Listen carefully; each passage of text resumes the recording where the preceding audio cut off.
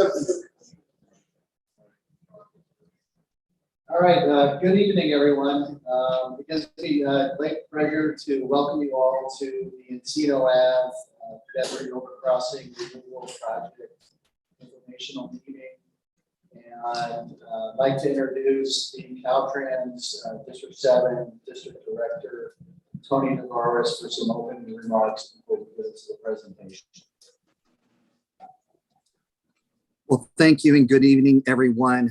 I apologize that I cannot be there in person with you this evening, but I'm pleased that I can at least address you through this virtual platform. Thank you. I am Tony Tavares.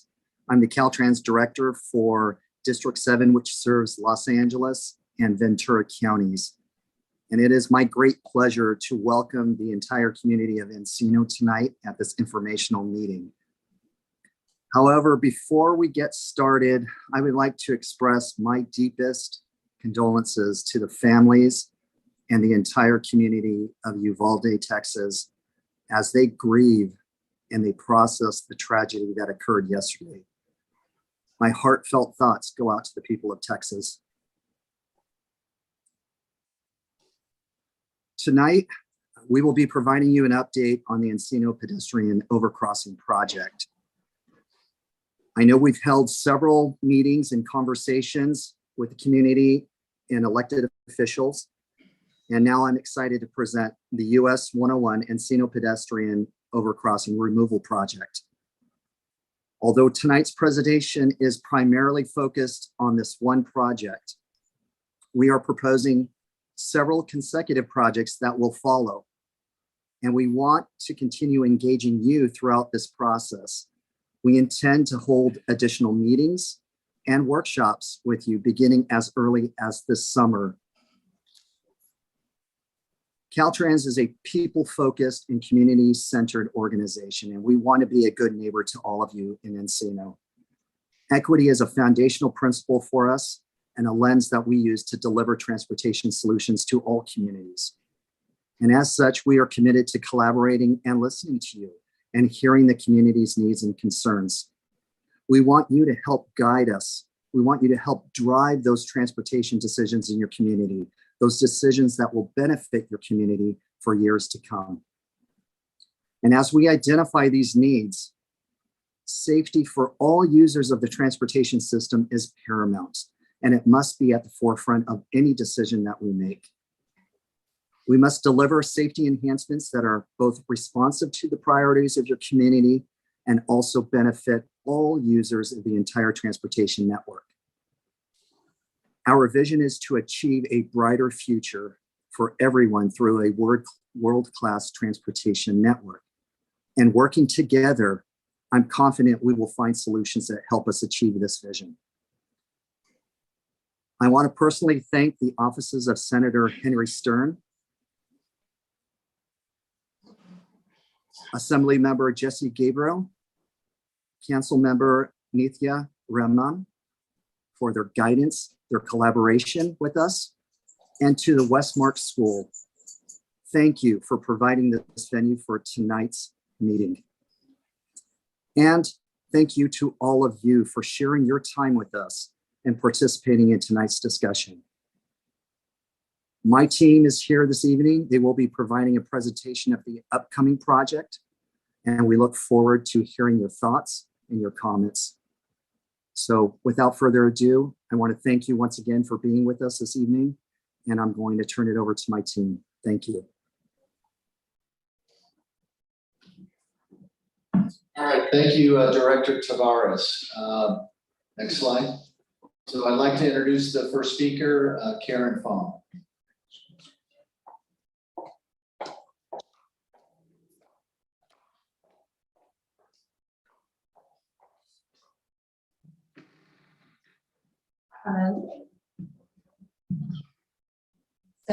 We appreciate these opening remarks from our District Director, Tony Tavares, to kick off our presentation today. Our first community meeting was held about 3 years ago, and I believe it was in this room. It was about March of 2019. Okay, our second meeting was in August of 2020, shortly after the start of the pandemic, so that meeting was virtual only. And on these two occasions, we asked for some input from the community, from you folks, on what was then a pedestrian overcrossing replacement project. And based on the very lively response that we received on these two occasions, we have decided to demolish the structure and to not replace it. So the purpose of today's meeting is not so much to request additional opinions, because I suspect that the opinions have not changed, but our purpose tonight is to just inform you of our current course of action and to answer any questions that you might have. So tonight's really an informational meeting. Okay. So next slide, please. So you folks know where the pedestrian overcrossing is. Giant red dot is the Encino Avenue pedestrian overcrossing. It's between the interchanges of White Oak Avenue and Balboa Boulevard. Okay, next slide. So here's another map. The dashed red lines represent the area where we believe that any folks who use the overcrossing would either live or work. So this is the area that we targeted when asking for input. And you probably can't make out the lettering, but it's basically bounded by Oxnard Street to the north, Ventura Boulevard to the south, White Oak Avenue to the west, and Louise Avenue to the east. Okay, so we had 2,700 flyers printed and walked door to door to all the residents that live in that box. And we also advertised tonight's meeting through social media, and we've had some help from our elected officials to get the word out. Okay. Next slide.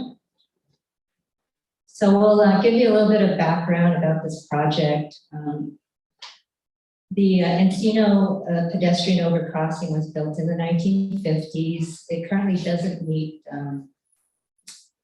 standard for vertical clearance.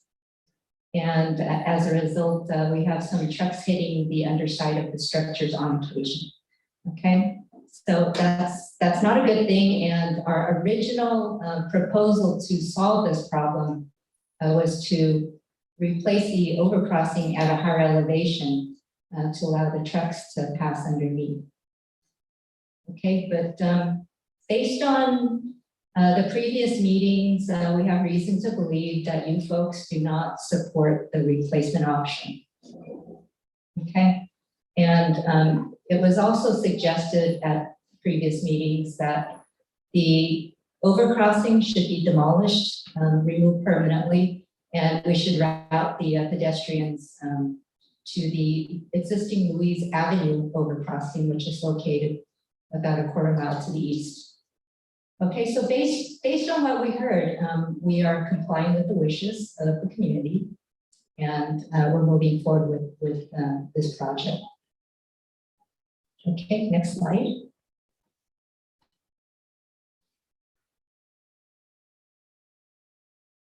So for our agenda tonight, we're separating this project into 3 segments, and we'll describe each individually. The first segment is the actual demolition project. The second segment are the sidewalk improvements that will direct the pedestrians over to Louise Avenue. And the third segment we'll touch on very briefly is the future improvements at Louise Avenue and also possibly Amasoy pedestrian overcrossing to the east. Okay, and at the end of the presentation, we'll open up to questions, not just from the folks in the room.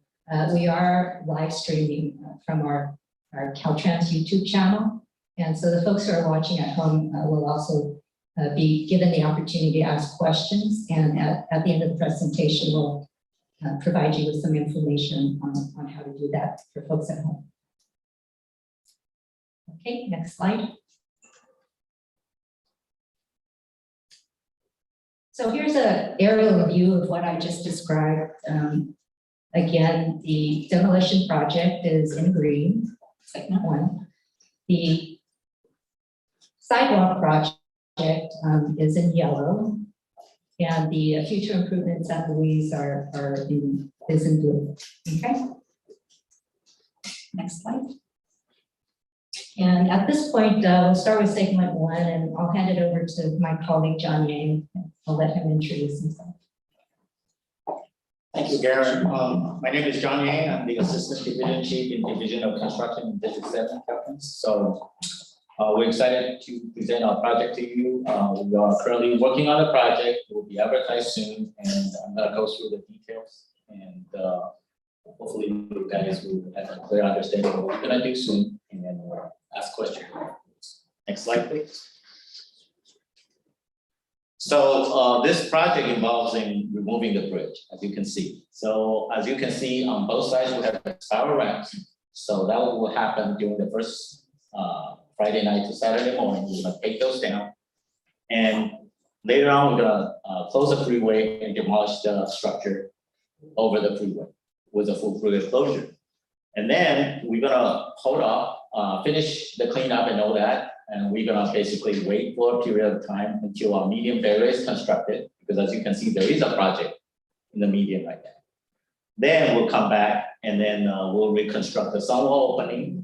We're gonna tear down the pier that's currently there, and then we build the sunwall to match what's out there. And then in the end, we'll put in some nice feature of landscaping. Next slide. So right now we're gonna send a project to Sacramento. It will be advertised next month. We expect to open bids in July and award the contract sometime in August. You're gonna see some minor activity like the construction area sign starting October. And we're gonna plan for demolition at the early November, if not early. If we can do it earlier, we probably will. But this all depends on which contractor get on board and how ready they are. So we're gonna be there, assist them all the way. And when we complete construction, because we have a waiting period for the median barrier to be constructed, then we'll do the sides on the sunwall and all that to clean up and put in the landscape. So you're gonna see probably the activity would sometimes end in May, and we're hoping to be earlier, because if the median barrier is built, we can finish earlier, and then we'll do some plan establishment. Next slide.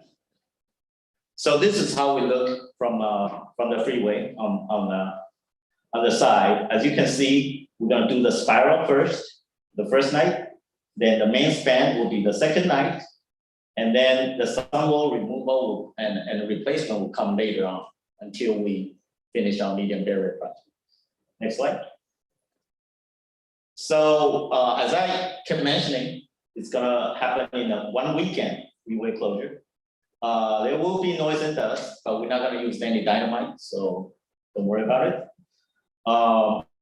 It started off with placement of some dirt pad on the freeway, so we're going to basically break them into small pieces. They will fall on the dirt pad. The dirt pad is there to protect the freeway pavement.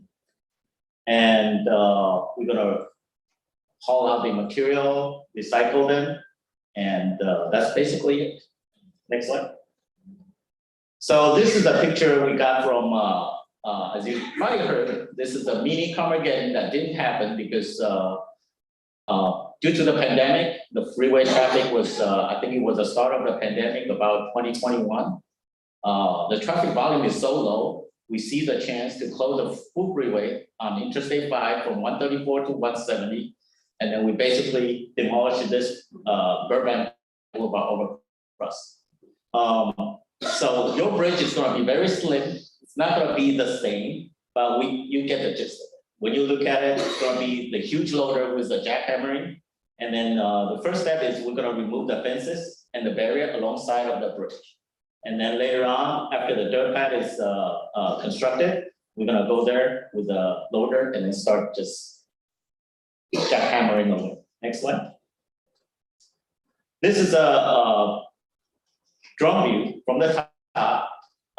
We did some prep work that we take out some slab and then we go in there to remove some we call it lost deck, some woods inside of the bridge. So we clean it up inside. So when we do it, we don't have to do too much work when we separate the material. Because when this comes out, we just want to separate the concrete from rebar.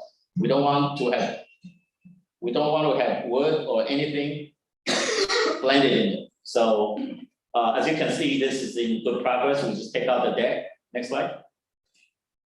And goes into the night. This is pretty much a big wide bridge to take down. So it took, I would say, about 20 to 28 hours for us to clean up and then take down. So as you can see, the superstructure, we call it bridge deck, is gone. And then we'll start working on the piers. Next slide, please. This is another view. It's gonna keep going at night. There will be a loader underneath to push the debris to the side. And then there will be also special equipment to pick the rebar out. We fully recycle these materials, so it won't go to waste. Next slide.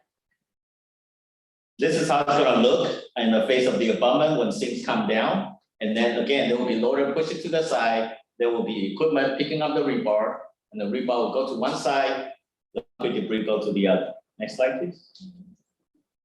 This is another view from this abutment is huge. So as you can see, 3 loaders have to work concurrently and then just jackhammering away. Next slide. And of course, the hauling away. One thing I failed to mention is throughout the process, there will be water truck. Hopefully we're using reclaimed water. If we can find the source, we're just gonna keep watering it down so that the dust won't be too much. So that will be one of the mitigation we do throughout is the water truck keep watering down the bridge when we're taking it down. And of course, there will be dust. There's no way we can put it in a bubble and do it. But as you can see, we're gonna try to do our best. Next slide, please.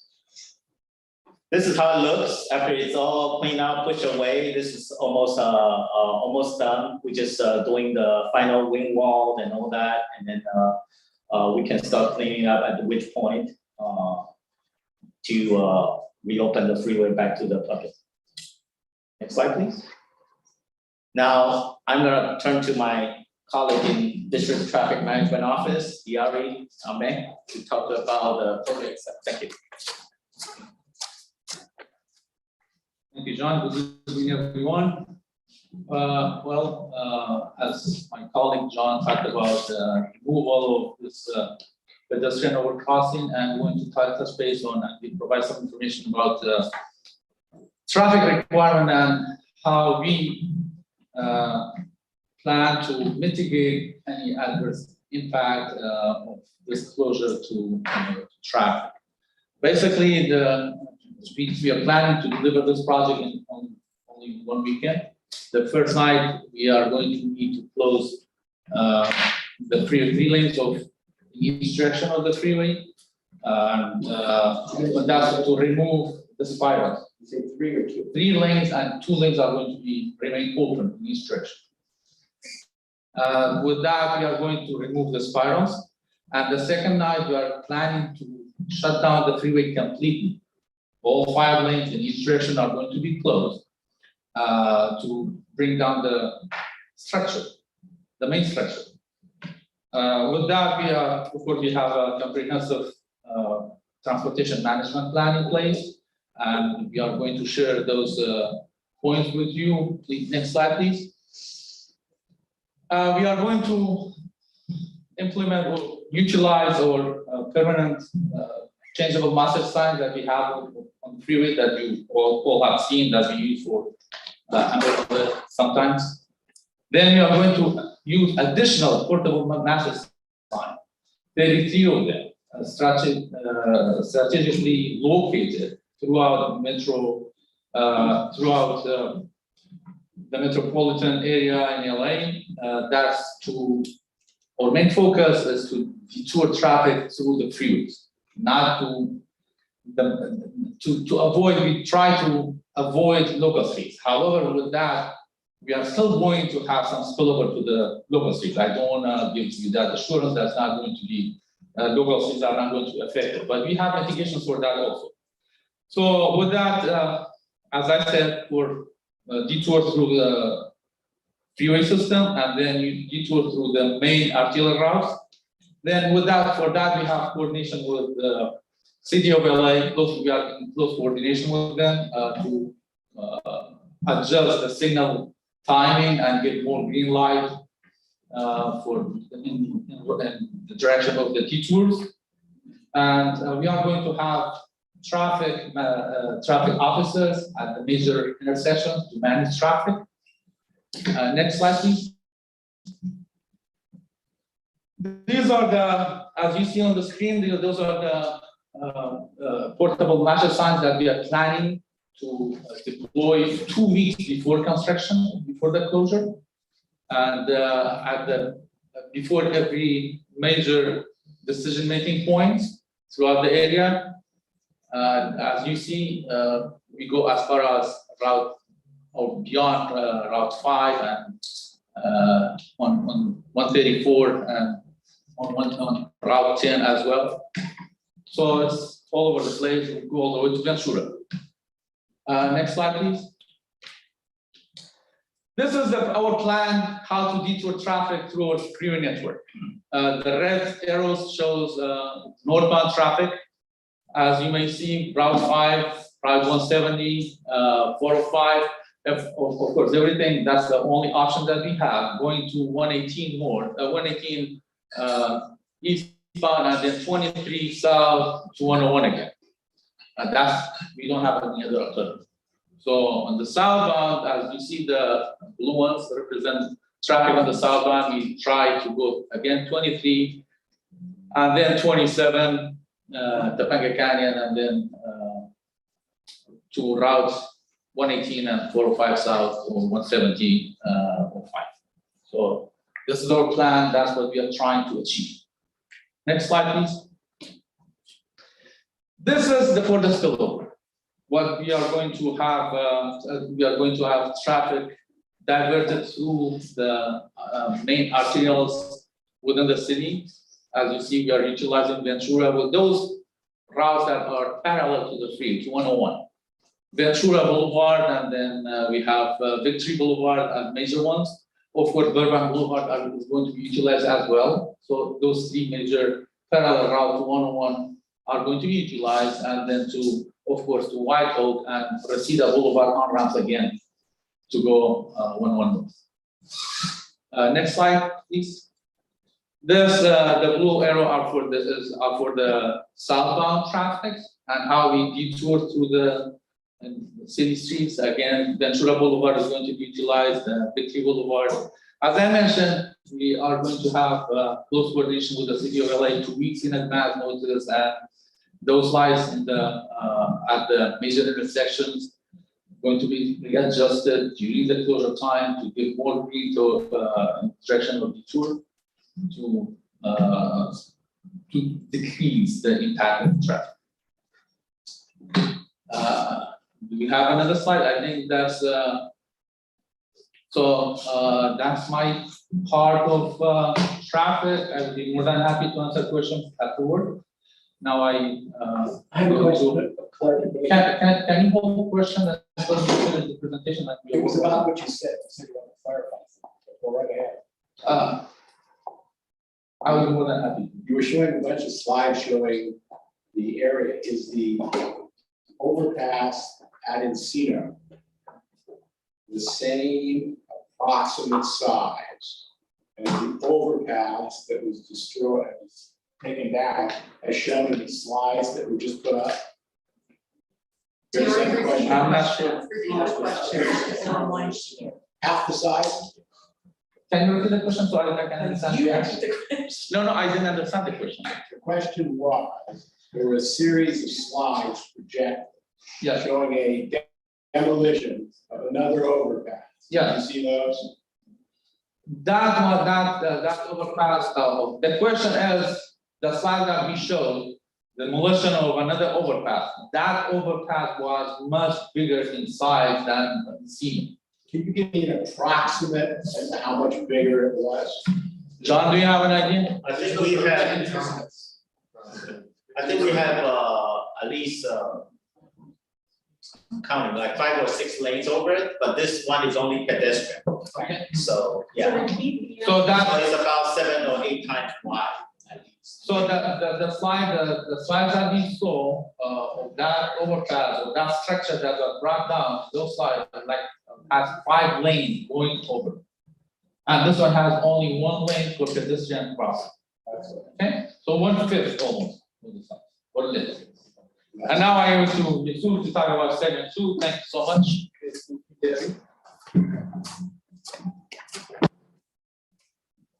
Yeah, my name is Yusuf Kaganye. I'm the acting senior for this project.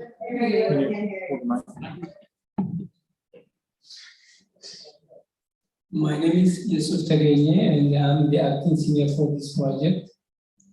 This is segment 2, which is, as Karen was earlier mentioned, that we are actually, our unit is assigned to this project, which is the main purpose of this project is when they demolish the Encino Avenue pedestrian overcrossing. This to provide the alternate route for the local pedestrian to give access to from the one side of the freeway to the other. And next. Yeah, this is segment 2, which shows, as Karen earlier mentioned, that the yellow section is the segment 2. This segment 2 has 2 sections. The first one is we call the Encino project, which is we're gonna construct a sidewalk on south side of Kilian Street on the bottom of the yellow line, which is connecting. At the moment, there is no sidewalks right after the school driveway, which is this one right here. We're gonna extend that sidewalk to Louis Avenue, and then at the corner of Louis Avenue and Kilian Street, we're also gonna upgrade the ADA curb ramp to city current standard. And then at last, on this interim project, we're gonna also install a temporary chain link fence on both sides of the Louis Avenue bridge to provide, extra safety for pedestrians, which actually, traveling from one side of the freeway to the other. And the second and the last segment of, section of segment 2 is we are also going to upgrade ADA curb ramps, also sidewalks and driveways on the west side of the Louis Avenue. On the top also, there's the south side of Burbank River. And then on the left, this also on the west side of Encino Avenue.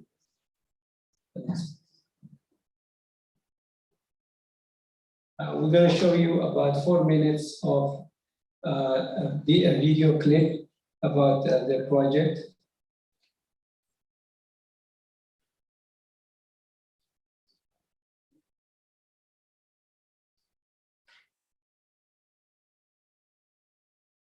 Takes a second. It'll play. It's played. Control and, Yeah. And then hit that link.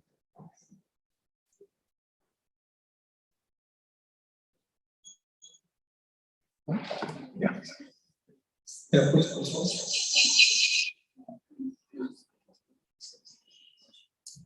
Sorry.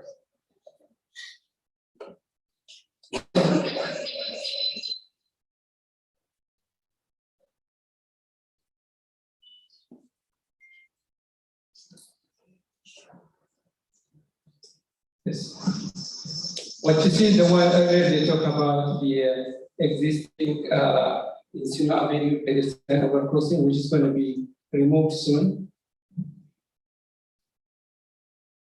And this is the surrounding area.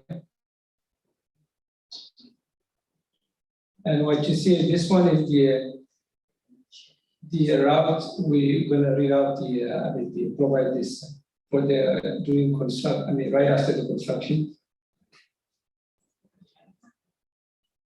This is the south side of Kilian Street, which has existing sidewalk, but this sidewalk is not continuous all the way to Louis Avenue. This sidewalk actually in this just before the school driveway, and then we are trying to construct a new sidewalk on the south side of Clear Street to connect this, this sidewalk to Lewis Avenue. We're heading to the school.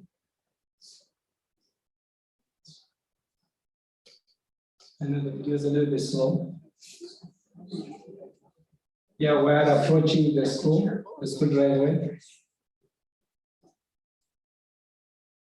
That's right after the main gate. As you see, we're approaching right now. As you see, right after the school driveway, there is no sidewalk.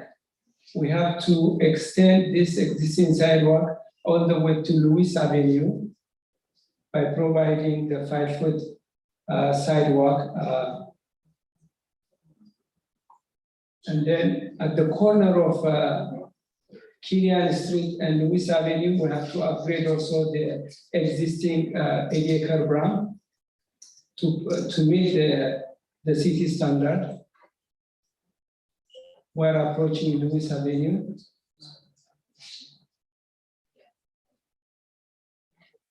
This is the one we just start with the interim project. And then right here, this is the Lewis Avenue the bridge. We are installing a temporary chain link fence to provide extra safety for pedestrians to walk on both sides of the bridge railings. And then the interim project is going to end right here. And then, as you see earlier in the previous yellow picture, we also, this section is going to be the last project of segment 2, which is on the left side of Lewis Avenue. We're going to upgrade the existing standard 80 gram curb ramp driveway, and also at the corner of this and Burbank. See this 80 curb ramp, it's not standard. We're going to reconstruct it to meet the city current standard. Are you putting sidewalks on Louise from Burbank to Oxnard where it's needed? Can you stop it or can I answer? Maybe we'll answer later on in the question and answer session. Can you go for the global?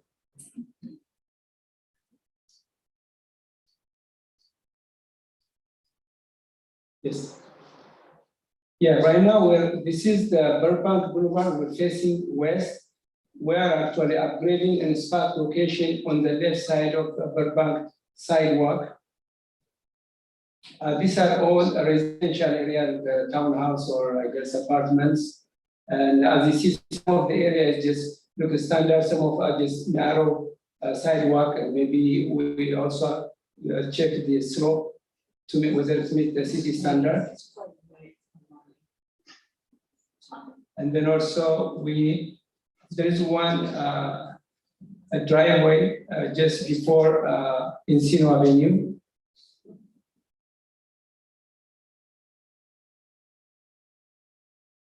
Right here. And then we're approaching Encino Avenue. On the left side, at the intersection, there is the two ADA curb ramps on this side and that side. We're actually going to upgrade again to the city current standard. Also, on the right side of this Lewis Avenue, which is the west side of Encino Avenue, we also have to upgrade the sidewalk and also the two driveways in front of the church. Next, please.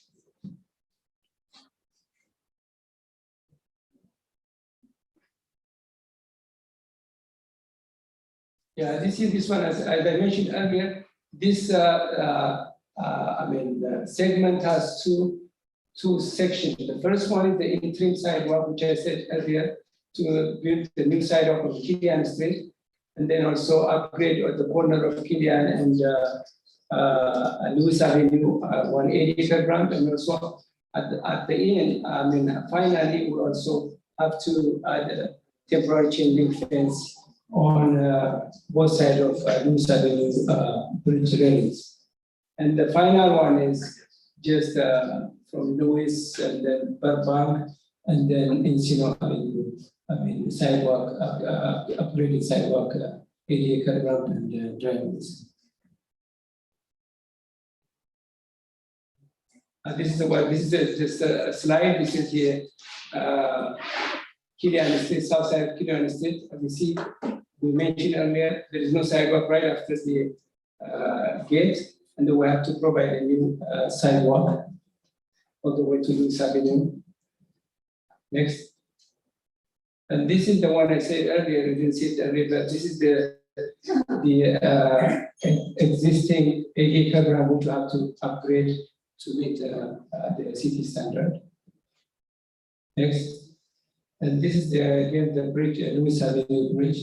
Louis Avenue Bridge that we have to install a temporary chain link fence to provide the safety for the pedestrian to cross from one side of the bridge to the other.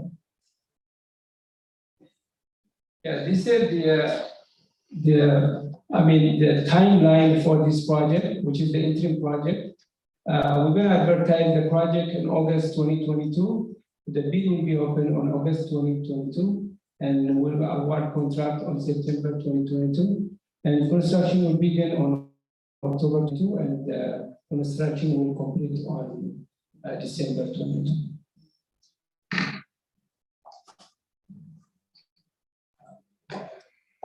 Kevin, are you-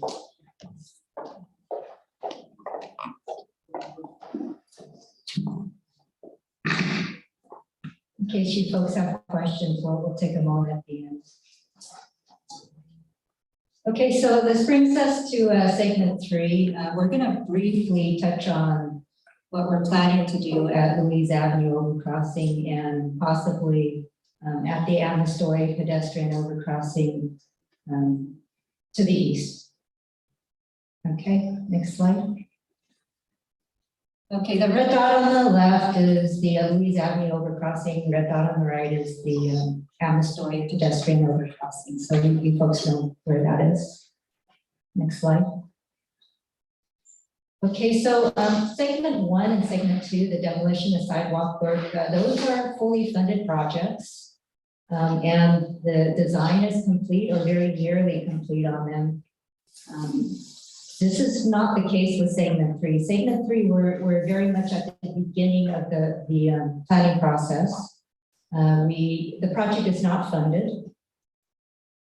And I don't have any videos or design details or photos to share. My intent is just to let you know what the process is for us to move this last segment forward, okay? So first order of work is the defining the purpose and need. We would have to come to some consensus about what the transportation deficiency is, and then determine what need would be fulfilled with this project. Okay, and part of that process is to hold public hearings. So we would approach you folks for your input on what the needs are and how we can meet those needs. And based on your input at these future public workshops, we would define some conceptual alternatives and document those alternatives in a project initiation document. So this is basically a report that describes the scope, schedule, and cost for this last segment. And we would take this document, we would take this report, and we would then seek funding for this project. Okay, so once we obtain that funding, again, we'll come back to you folks. We'll have other workshops to refine the alternatives and to select a preferred alternative. Okay, so once that happens, then we would take our alternative, we'd take the scope of work, and then we would get our project environmental approvals. We would acquire any necessary right-of-way. We'd complete the design, and then we go to construction. Okay. And next slide, please. So here's our very tentative schedule. I think the first 2 milestones are fairly reliable. We intend to finish our project initiation document within the year, June 2023. So at some point in the next year, we'll come out with some workshops and get your input. And by March 2024, I believe that we will probably be able to secure the funds, okay? And the dates after that are again tentative. It really would depend on the alternative that we select. You know, the bigger the scope, the longer it'll take. But as you can see, construction might be about 6 years away. It's terrible. Okay? Tear down two at once, save yourself some money. We can consider tearing them both down at once, but I think that would delay the first one, and I don't think you folks want to do that. We're just getting ready to issue the contract. Why would it delay the first one? Explain that to us. Because this second one is not funded. So as I said, we're at the planning phase and we haven't secured the funding. But Caltrans had funding ready to replace both bridges until the community got involved and said, you're wasting $20 million. What happened to all that funding? The funding, depending on what we choose to do with the other alternatives and going through that process, because we do have to go through studies, we need to get environmental clearance. There are things we have to do. We can't do this overnight.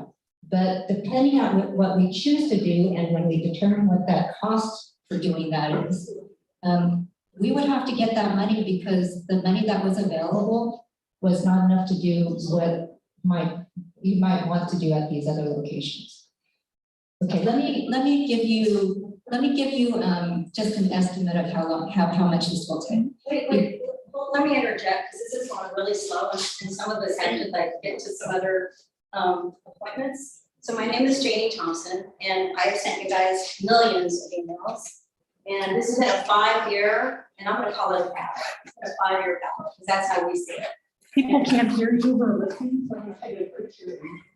So my name is Janie Thompson, and I've been communicating with Caltrans for 5 years. And we did meet you when we went downtown and went through your emails so that we could know exactly what was going on. One of the things I want to bring up is I'd like to know, what's it going to cost to demo the first bridge? Do you have a budget that you're looking at to demo that? The capital budget to demolish the first bridge is 3.5 million. Just the demo for that Just the weekend demo. is 3.5 million. That's the demo for that project. That doesn't include the design costs and purchasing the right-of-way, purchasing the right-of-way. I just want to know for demolition of that night, what is the demo? Not what's been going on for years and years, just for demo. The contract for the demolition, which includes a little bit of work for the sound wall, to fix the sound wall opening, and to fix some landscaping, as John said. That contract is about 3.5 million. A lot of that is the demolition. Does that include all of the other ancillary work like traffic rerouting, everything that's going to be paid for, everything, all one bucket, 3.5 million to take down this bridge, Yes. this overpass? Yes. And do all the work, 3.5. Something that's really important that everybody needs to hear, you need to know this. In March, the California Transportation Commission had a meeting, and many of us were very vocal and called into that meeting. And thank God that we did. During that meeting, one of the commissioners asked questions, and then the chair of the commissioners asked if the Amistoy Bridge could be included within the budget, and the young man who was making the presentation for Caltrans said that it couldn't because a permit had not been filled out. What is this permit that had not been filled out? And had it been filled out, maybe we would have been included.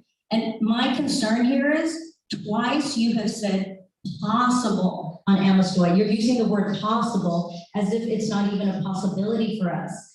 Earlier today, I sent photographs here to Westmark of the Amistoy Bridge, which I would appreciate you putting them up on the screen and sharing them with everyone here so they can see just how corroded and how distressed that bridge is. Because the concern here for all of us is not only to be conscientious taxpayers and save money, but safety, not just the safety of our community, but the safety of millions of motorists that are driving the 101 who could easily end up with a chunk of cement on their windshield, causing them to have a wreck and kill someone. And then you become liable And then we as taxpayers end up having to foot more money for liabilities because a bridge that was built in 1957 is possibly going to be demolished. We are asking you, please be conscientious. Take into consideration that that bridge is in worse condition than the Encino one. It is a huge liability. Please look at that.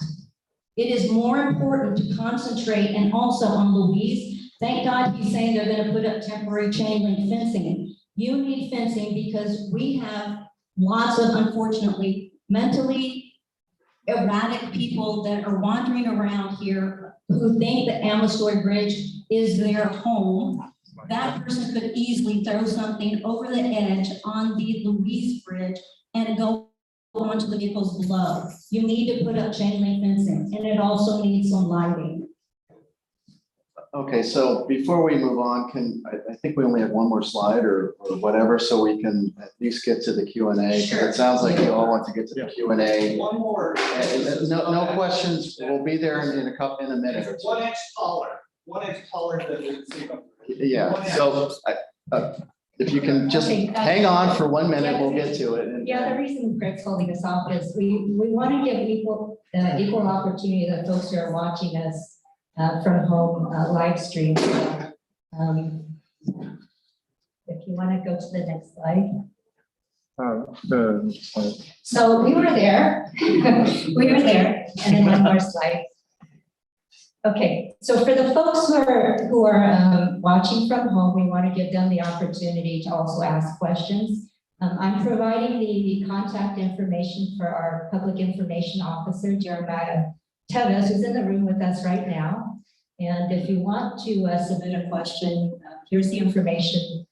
Please do so, and Jeremiah will read the questions out or tell us what the questions are. So for you folks in the room, you're welcome to ask your questions now. So we're almost there, and just raise your hand, and then Lauren will or Ben will move the microphone to you.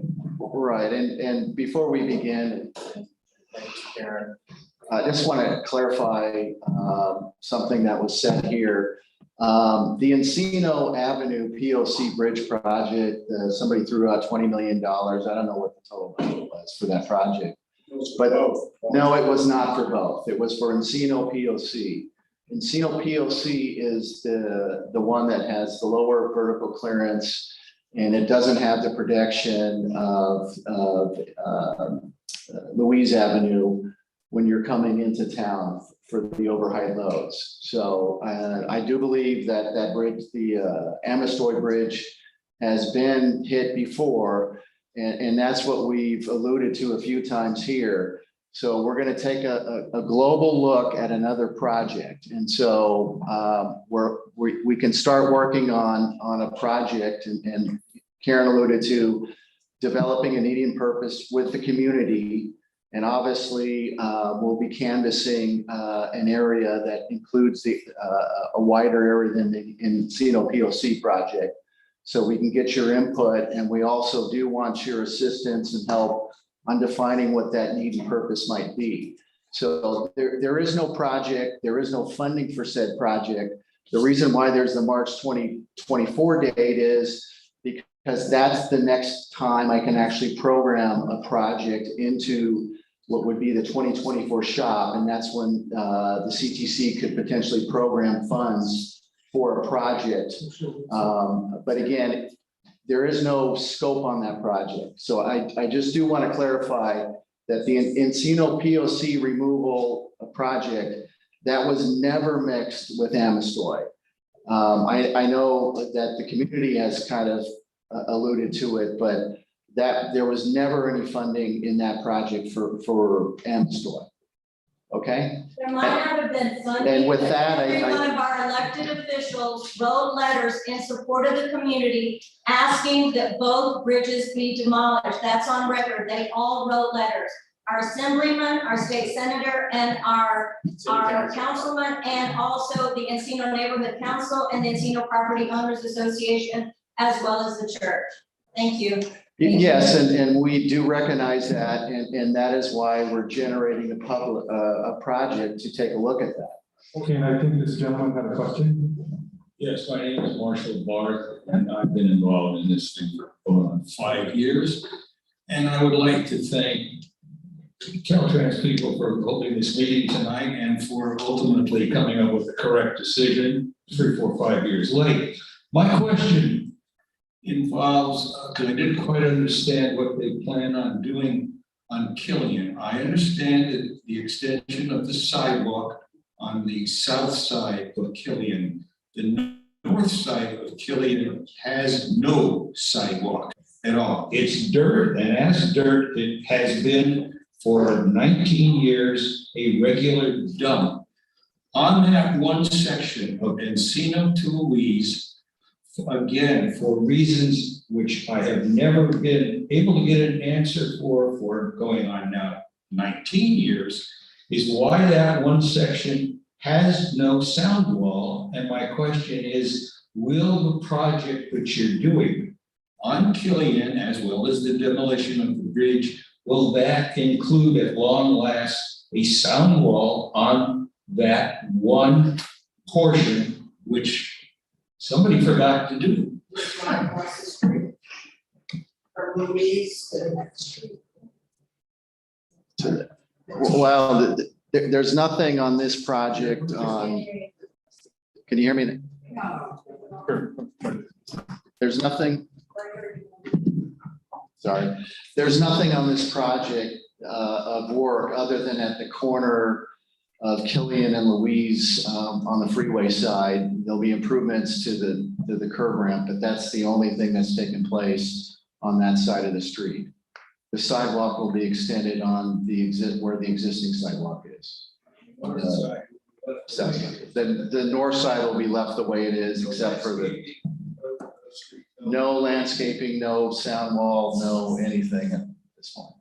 So, and you know, sound walls are programmed through Metro. There is no the programming we're talking about here is shop programming, and that doesn't cover the sound wall program, and that gets programmed through Metro and the city if the city wants to choose to do a sound wall. But I know the area or whatever and enough to know that I don't even think that area is on any of the plans I've ever seen.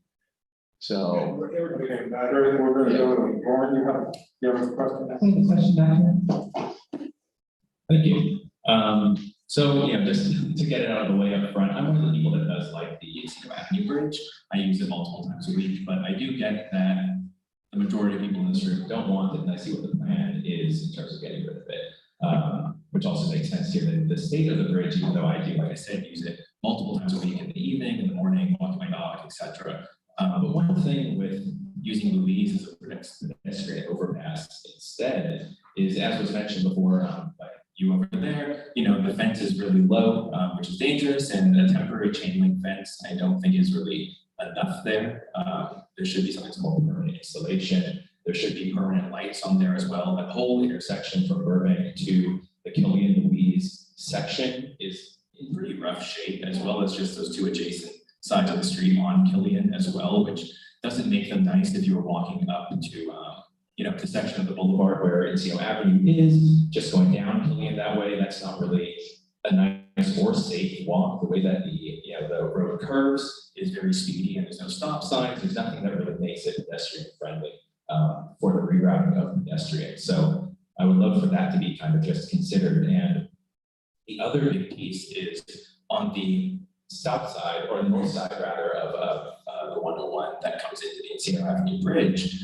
Right now, all the sidewalks and streets naturally kind of bring you into that area if you're walking, which makes it really easy to walk over. If you're going up from Oxnard on Louise, there's no sidewalk at all. It's the back of just a bunch of driveways, and it's very just unkempt, and again, cars speeding, it's very dangerous. So that's not a way that I ever really choose to walk up. And it feels like if this plan is all moving forward, I think that there should be sidewalks that are put all the way down to Oxnard, which would also connect with the bike path that's down there, which connects to the Orange Line, which you go across the whole rest of the valley. And I think that that whole area should be made much more pedestrian friendly, because everyone down there who comes and walks over the bridge is not gonna have a sidewalk anymore, or it's gonna be a much longer route to go around to get, safely and comfortably over. So that's just something that I wanted to bring up just for strong consideration as well.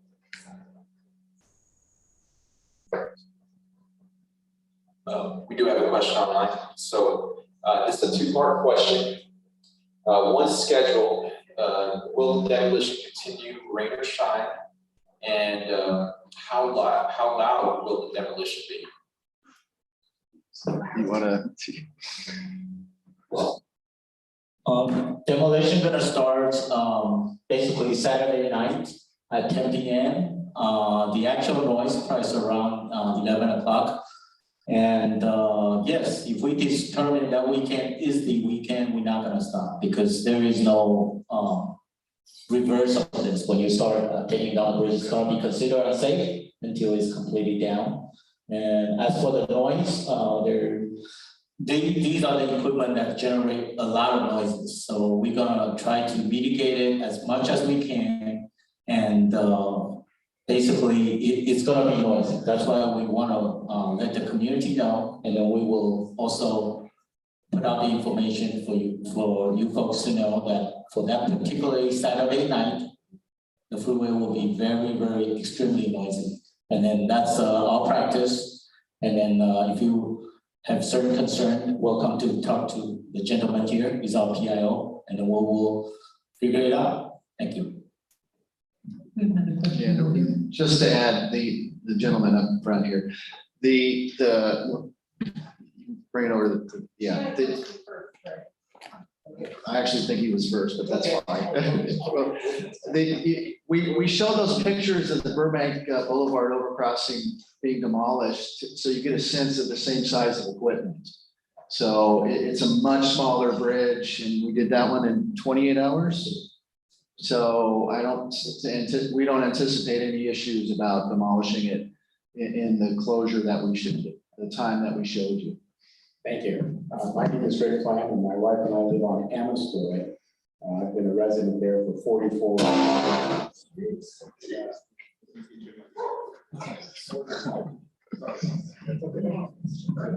44 years. First, I do want to thank the Caltrans people who are here tonight. I can imagine there are many other things you'd rather be doing after work on Wednesday night. And it's important that you feel enough of a commitment to make us feel that you're involved in this project, which is quite important to not only the people in this room, but all the people in the community. And I'm sensitive to the comments the gentleman made in the back row as to the personal needs. I do have a couple of questions that I don't understand in terms of why, given the cost and the interruption of closing the Ventura Freeway twice, why this was not put on an expedited, some kind of review. And I'm assuming Caltrans, like any agency, must have apparatus in place to do some kind of expedited review, because what would happen at Encino would also happen at Amestoy. They're virtually identical. There may be slight differences, but they're virtually identical. Why would we want to close the Ventura Freeway twice to do that? Number one. Number two, given it, as Jamie has pointed out, the Amestoy overpass is probably in worse condition as a structure than the Encino overpass. Why wouldn't we further expedite this to do both at the same time? Now, assuming it's not just budget, there must be some other issues. I'd like to know why that process couldn't be expedited. I have not heard in 5 years one explanation, one, as to why Caltrans can't do both at the same time.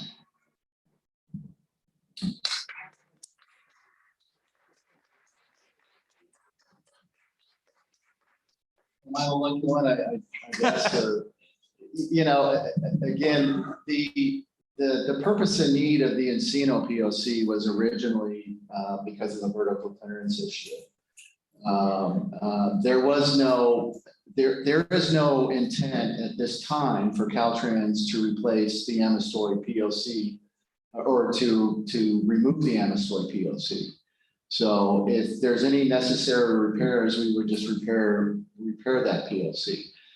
So what you guys have been communicating to us is the need to look into potentially removing the Amistoy Bridge, if that's what the wish is and meets the needs and purposes of what the community wants. So it's a different situation from a truck hit standpoint than what you're dealing with. So, and that's why we're proposing to engage the community, engage everybody, and get on the list, because I'm sure when we come out here, probably late summer for workshops, when we start on the program and document for that bridge, we definitely want your input, and we definitely want it to lead into a direction that the community needs to support. So I know that there, I heard the CTC and or what was said at the CTC, but again, that's not a project that's on our radar. And so we've heard you, and we want to put it on our radar, and we'd like to program it at the next shop cycle, which is the 2024 shop. So we just programmed in the 2022 shop in March, the projects that we're working on.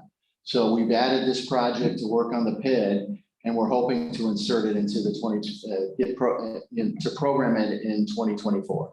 There's no way to expedite it, so given the closure you're going to make of the Ventura Freeway, you're closing it, because you committed to it. There is no way to expedite it. There's no way to get plans or anything together. How did that get missed? When you guys saw the images at Encino, how did that get? I think there's has a question. Because the trucks are hitting that too.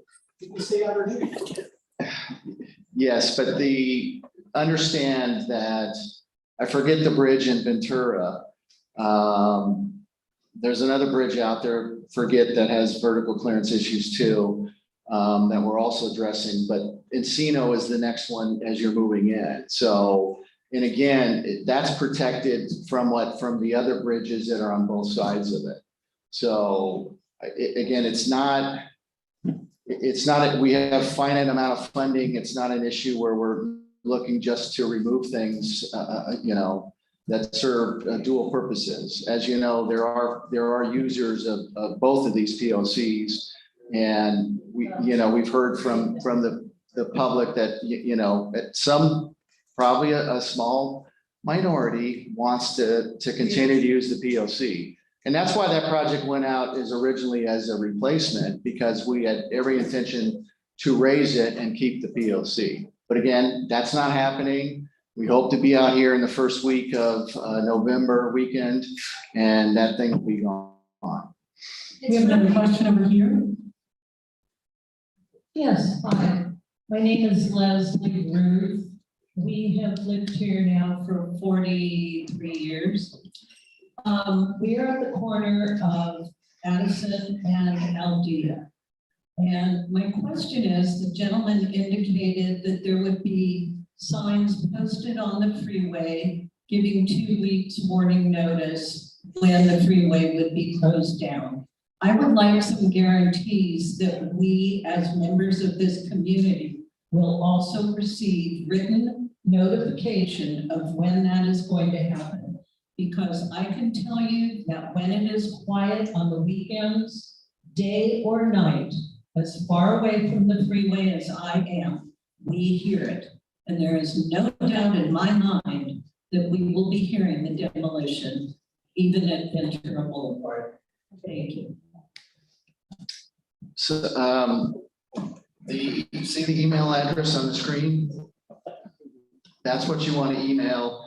And for everybody that wants information on the upcoming closures, it takes a lot of planning and time to put it in.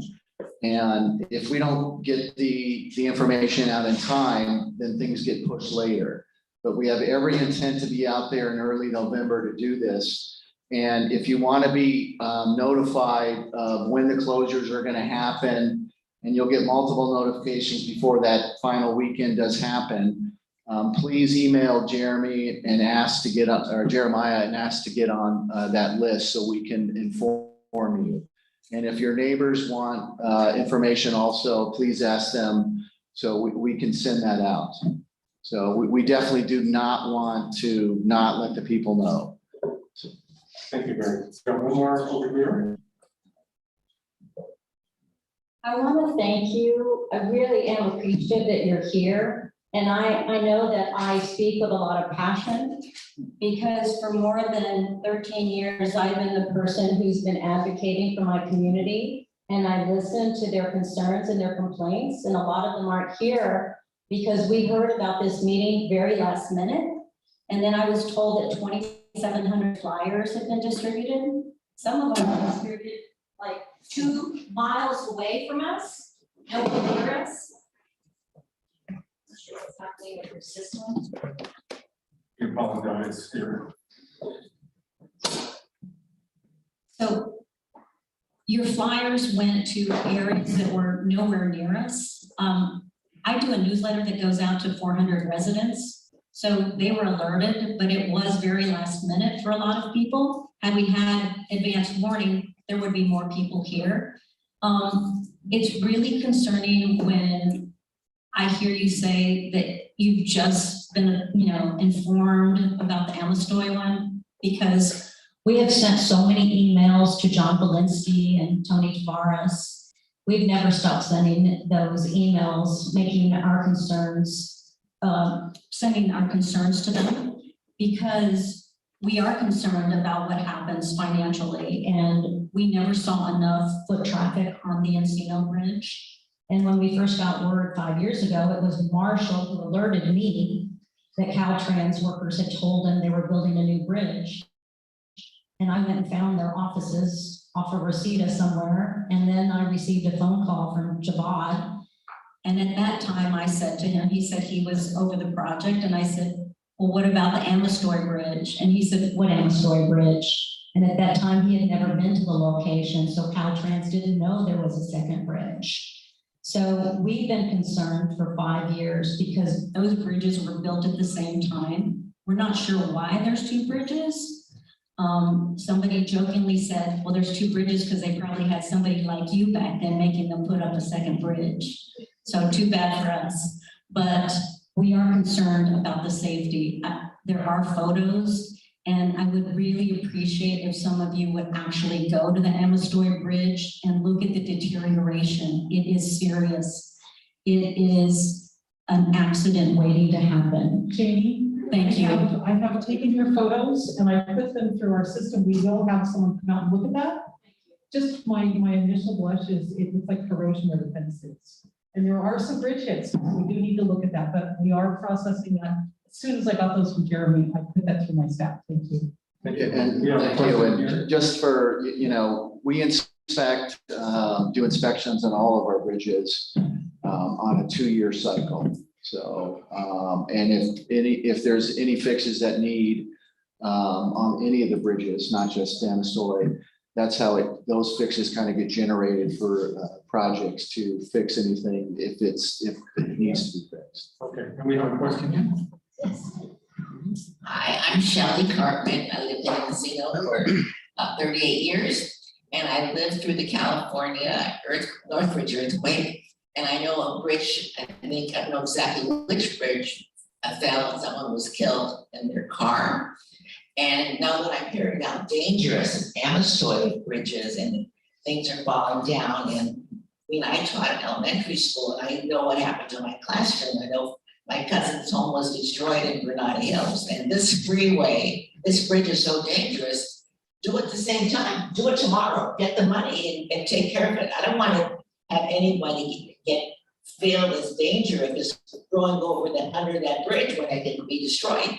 And the sidewalks, people on Burbank don't go to the crosswalk and cross, and there's sidewalks. If you go on Ventura Boulevard, there's a lot of foot traffic, you can kill yourself because there's, or Amistoy, you're going to the elementary school or whatever, on Amistoy, you can get really injured or walking with a stroller because there's no sidewalks. There's worse areas that need sidewalks Burbank, it's residential on Burbank near Trader Joe's, all the way to Balboa, other sidewalks. That's mine. Thank you for your question. Did anybody want to respond to that? We have another. I'm just gonna chime in what Greg said. We do inspect the bridge every 2 years, and I do feel that you guys do see those cracks and feel very, very unsafe. But rest assured, there are bridge maintenance folks going out there, just like Lauren said, they will go out there and look at it again. And if we need to patch it to make it safer, it will be patched and it will be repaired. Earthquake is another event that normally the bridges will build in the 50s as you heard. And that's something that we've been looking at it systematically. So for these two bridges, we did look at it during seismic retro phase. And then whatever seismic retrofit needs to be done is already done. That program was in the early 90s.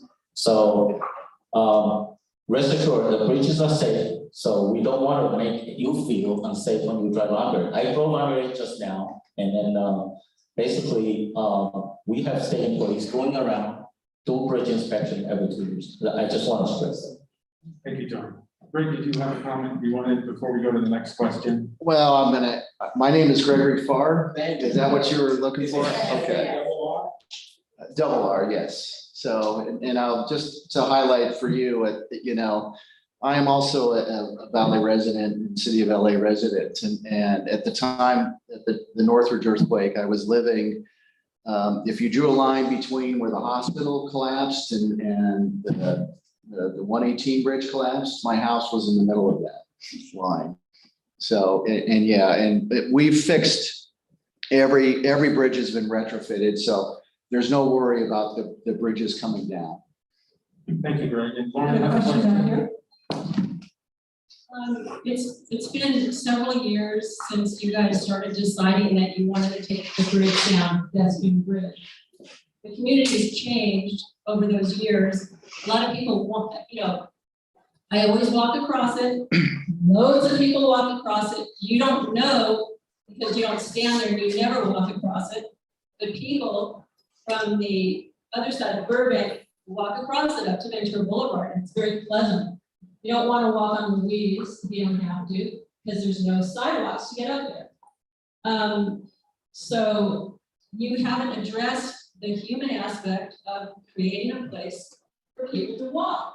Just tearing it down to save money and build sidewalks. Killian has a sidewalk. You can walk up Louise when you go south of Burbank, but you can't walk up from Oxnard. And that community, it was built for the community of Encino Park, specifically there. And there's one every 3 miles, there's another one in Tarzana near the hospital, but it goes under the ground. And there's been no thought towards the other people. What I heard directly from my Caltrans people, engineers, were the people south, they said people are sleeping on the bridge. The bridge is dirty. Drug dealers are coming into our neighborhood. And that's just so not true. I mean, people do sleep on it, not so much now. They sleep everywhere. You got to address the human aspect. People want to ride their bike. People want to walk their dog. Families want to walk up. There's a big Jewish community that goes to the synagogues and they walk. And you're just telling us to go up on the road onto Louise. So I'm going to be fighting this as much as I can. And we got no notices about it a few years ago. There was no notices to Encino Park. Those 2,700, whatever, were never, no one in Encino Park that I know got one, and I know a lot of people in Encino Park. I have multiple homes there. None of my tenants received it. So let's do something better than just tear it down and not do something to improve our community. A little sidewalk on the corner of Killian, more on Burbank, we don't need that. We need Louise to be a beautiful street, with sidewalks on each side. For the median in, there's plenty of space, just as much space as it is south. Have I included them? We'll get to your question. Yes. And so that's what we're kind of looking for when we start holding the workshops later this summer for what we refer to as segment 3, the Amistoy and potentially Louise project. And so we want to engage the community and get everybody's input on what's best for what should be out there. So we don't have any preconceived notions of what it is. I know the community over here wants a certain thing to happen at Amistoy, but in our mind, that's not made up at this point, or if anything additional happens on Louise. We want to engage the community and make sure that, you know, we can get a project that I guess the majority are going to be happy with, because I don't think we can ever make everyone happy. So. We have an opportunity Let me get in line. I'm just saying that most places now are aware of trying to improve their communities, and we have an opportunity to improve it. And for the South people to welcome the North people, and just to have, you know, like we could have a beautiful bridge going across. We could have another pedestrian bridge. And we just chain link fence, when you're spending millions of dollars to tear it down, I mean, that's a way too high price to tear it down. I'll get you people and I'll take the remainder. That's ridiculous. 3 million to tear down the bridge. But, you know, we don't want a chain link fence on Louise. Put something beautiful on it. But it is dangerous, because when you walk across it, I don't even want to look at the freeway. The fence is like that high. So you need to be more thoughtful, figure it out before you move forward. Thank you. Thank you. And there's a gentleman over here on the question. I'm troubled by the suggestion that the people on the north side of the freeway are somehow antagonistic to the people on the south side of the freeway. And I'm curious, because if you just look at the lay of the land today, the distance between the Encino pedestrian overpass and the Amistoy pedestrian overpass and Louise is approximately the same. They're both flat. They both have opportunities to walk. Now, the Amistoy to Louise side has a sidewalk on one side. The Burbank side has 2 sidewalks both ways. They're flat. They don't require anybody to walk up circular ramps. They don't require, well, you may like it, but there are people who find that to be a burden, and for the handicap, it's not very attractive. But more importantly, it's like you're not cut off from the neighborhood. The major thoroughfare is Louise. And unless you get the city of Los Angeles to put in sidewalks between Killian and Ventura, you can talk all you want, but Caltrans can't do anything about that. They have no jurisdiction whatsoever to improve Louise. So what we're talking about here as neighbors is what is going on between Amistoy and Louise and Encino and Louise. And there are 2 flat areas that have sidewalks put in, which are pedestrian, where people can walk, ride bikes, and move. Both Louise, Amistoy, all 3, Louise, Amistoy, and Encino don't have sidewalks. I live on Amistoy. There's about a third of a portion of Amistoy that has sidewalks. The rest does not have any sidewalk. There are virtually no sidewalks on Louise and virtually no sidewalks on Encino. So you're not talking about in a safe manner. The things you're upset or perhaps concerned about should be addressed to the city of LA, but they don't address the overpass issues. And the overpass issues are not about hospitality or not liking anybody. They're about danger and about access. And there's great access that's being provided flat, where people can walk, ride bikes safely with sidewalks. That's not going to be changed. It's going to be made better. So this is not a case of the people on the north side being inhospitable to the people on the south side.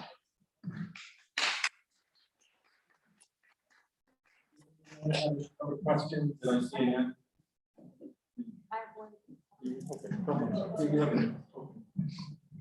I've lived literally houses away from that Amistoy Bridge for 35 years. I was much younger then. I raised 3 children. There's a park right there. I can tell you, I tried to ride my bicycle. I was in good shape. I'm still in good shape. I tried to ride my bicycle. You cannot ride a bicycle up that bridge.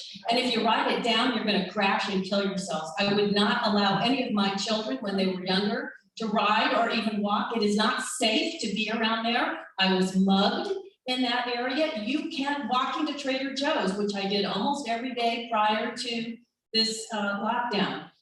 It's not safe, it's not walkable, not for me, not for any of my children. So it wasn't even feasible for me to get to the other side. I only walk now I have grandchildren, I only walk on Louise, and no, there isn't a little handicap ramp. I have to take the little wagon or the stroller and put it up myself. So it would be great to get one of those little handicap ramps right there at Killian and Louise, but it is not walkable. Those people must be in really great shape because that is a tough incline right there, and it is absolutely not safe on a bicycle to ride on that bridge. Thank you. Did anybody else have a question? Laura, did you have somebody on? I think are we out of time? Years ago, when Metro came in and put in bike lanes, sidewalks on Oxnard, I reached out to the gentleman who landscaped it. I found the architectural landscaper, and because I'm not just about trying to make my neighborhood better, I can't stand the way Louise looks between Burbank and Oxnard. It looks like crap. And one of the things I discovered, I started doing my research. So the west side, this is what I was told, I can't confirm it, could never find the actual language written somewhere.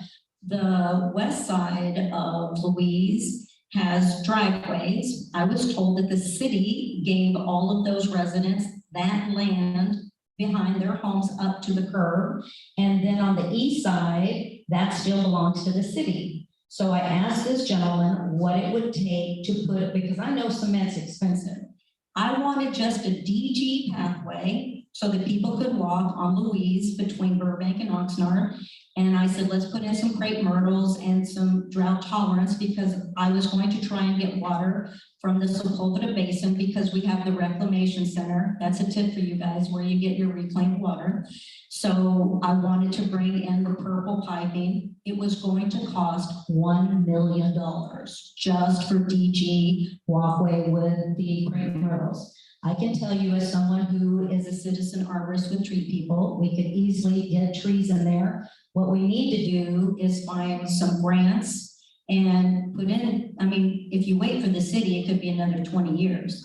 But we could put in some DG pathways, but we need to get some corporate sponsoring. And it could look beautiful. It could be amazing. Whenever I drive by there, I get angry, I get really ticked off because it looks like crap. So just know it's not from not trying, because I've tried. It's just I don't have a sugar daddy who's got $1 million. I want to remind everybody that the contact information here for questions, if you think of something later, you're more than welcome to come up, and this will be up for a while, and take a snapshot with your phone if you like. Are there any more questions? Do you remind people too that this is being taped and will be posted later? Yes, we are taping this, and we will post it later. And the gentleman here has a question, and I think it'll be our last question. I just want to say that if you're over the age of 50, by the time this gets solved, I hope you will live that long. Okay, and we will have a post recording of this. Karen, did you want to have the closing remarks? I think on that note, we always like to end with comedy, so thank you for that. And I want to thank everybody for joining us tonight. We weren't quite sure how many people would come. And when you throw a party, you're not sure, but thank you for coming. Thank you for coming with your opinions. And hopefully we'll see you when we kick off some of the future workshops. Just throw a party on demo night.